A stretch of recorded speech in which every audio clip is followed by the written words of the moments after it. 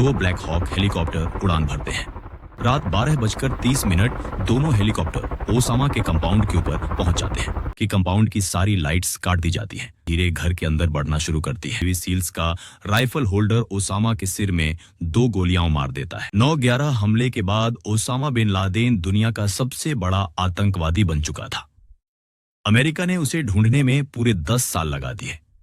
Osama तक America कैसे पहुंचा वो हम इस वीडियो में डिटेल में समझेंगे, लेकिन उससे पहले यह जानना जरूरी है कि ओसामा को मारा कैसे गया। ओसामा बिन लादेन पाकिस्तान के एक शहर एबटाबाद में छिपा हुआ था।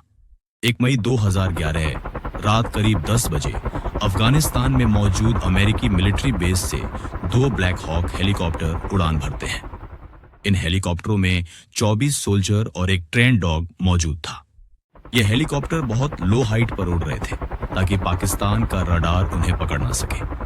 रात 12:30 दोनों हेलीकॉप्टर ओसामा के कंपाउंड के ऊपर पहुंच जाते हैं। एक हेलीकॉप्टर हवा में ही होवर करता है और उसमें से एक नेवी सील्स ऑफिसर डॉग के साथ नीचे उतरता है और कंपाउंड के मेन गेट पर गार्ड लेने की पोजीशन में आ जाता है।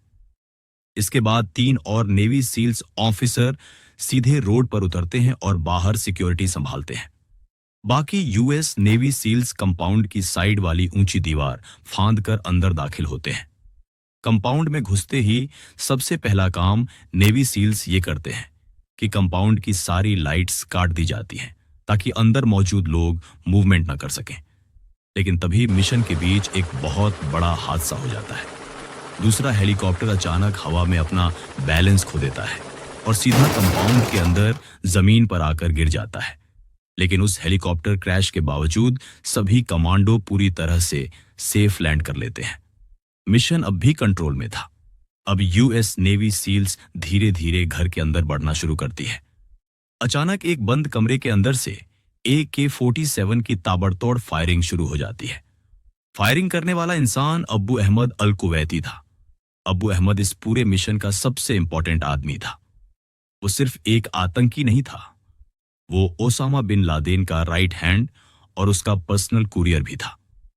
उस कमरे के अंदर अब्बू अहमद के साथ उसकी वाइफ मौजूद थी और उसके बच्चे बोरी के पीछे छिपे हुए। जवाब में नेवी सील्स भी फायरिंग करती है और कुछ ही सेकंड में अब्बू अहमद अल कुवैती मारा जाता है। इसके बाद टीम आगे बढ़ती है और ग्राउंड फ्लोर पर उन्हें मिलता है अबरार। अबरार अल कुवैती अब्बू अहमद का छोटा भाई था। अबरार के साथ उसकी वाइफ और 3 बच्चे मौजूद थे। लेकिन अचानक अबरार मूव करता है। इसे खतरा समझकर नेवी सील्स फायरिंग शुरू कर देती है। अबरार की वाइफ उसे बचाने के लिए बीच में कूद जाती है और अबरार और उसकी वाइफ दोनों मारे जाते हैं। टीम बच्चों को कोई नुकसान नहीं पहुंचाती और आगे बढ़ जाती है। अब मिशन अपने आखिरी और सबसे खतरनाक फेज में था। टीम अपर फ्लोर की तरफ बढ़ती है। ऊपर पहुंचते ही उन्हें मिलता है Khalid bin Laden, Osama bin Laden का बेटा। खालिद अचानक नेवी सील्स पर AK-47 से फायरिंग शुरू कर देता है। जवाब में नेवी सील्स उसे भी मौके पर ही मार देती है। अब टीम सेकंड फ्लोर पर पहुंचती है और यहीं उन्हें दिखाई देता है दुनिया का सबसे मोस्ट वांटेड आतंकी ओसामा बिन लादेन। ओसामा अपनी वाइफ के पीछे छिपा हुआ था और वो अपनी वाइफ को नेवी सील्स के सामने ढाल की तरह इस्तेमाल करता है।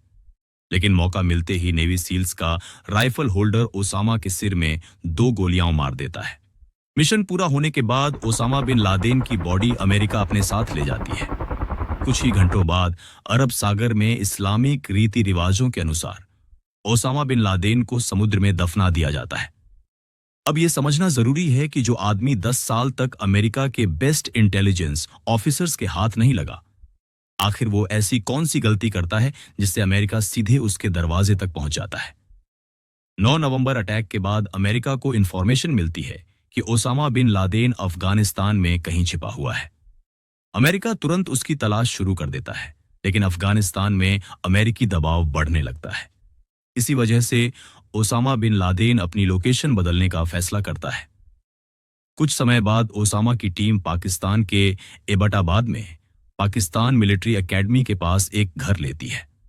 2006 में ओसामा की फैमिली, अबरार की फैमिली और अबू अहमद अल कुवैती की फैमिली पाकिस्तान शिफ्ट हो जाती है। अबू अहमद ओसामा का सबसे भरोसेमंद आदमी था और उसका पर्सनल कुरियर था। एक दिन अब्बू अहमद किसी काम से पेशावर जाता है और यहीं वो अपनी सबसे बड़ी गलती कर देता है।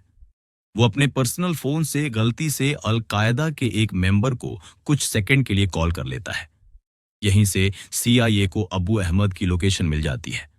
सीआईए तुरंत उसका पीछा शुरू कर देती है।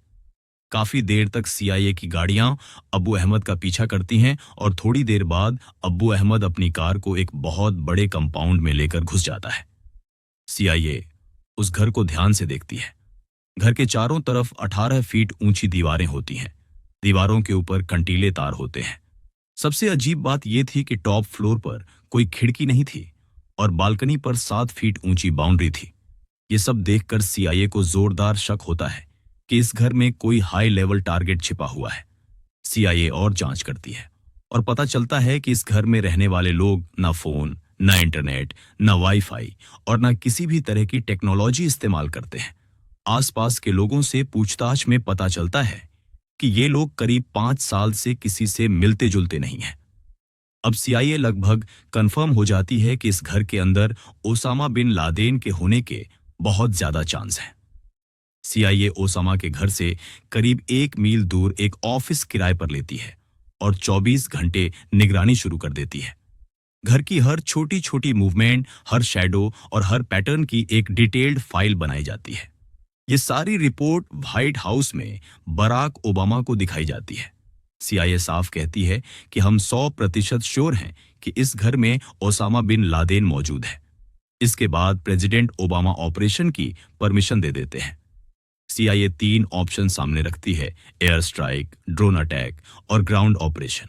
एयर स्ट्राइक और ड्रोन अटैक में सिविलियन मरने का रिस्क था और ओसामा की बॉडी मिलने की कोई गारंटी नहीं थी, इसीलिए ग्राउंड ऑपरेशन चुना जाता है। इस मिशन का नाम रखा जाता है ऑपरेशन नेपच्यून स्पीयर। इस मिशन के लिए यूएस नेवी सील्स की एलिट टीम चुनी जाती है। टीम को कई दिनों तक सीक्रेट ट्रेनिंग दी जाती है। मिशन इतना सीक्रेट था कि टीम के मेंबर्स को भी आखिरी पल तक पूरा सच नहीं बताया गया।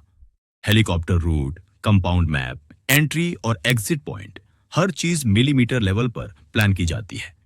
1 मई 2011 रात 10 से 11 बजे के बीच अफगानिस्तान से सील्स टीम उड़ान भरती है और इसके बाद शुरू होता है दुनिया का सबसे खतरनाक काउंटर टेरर ऑपरेशन।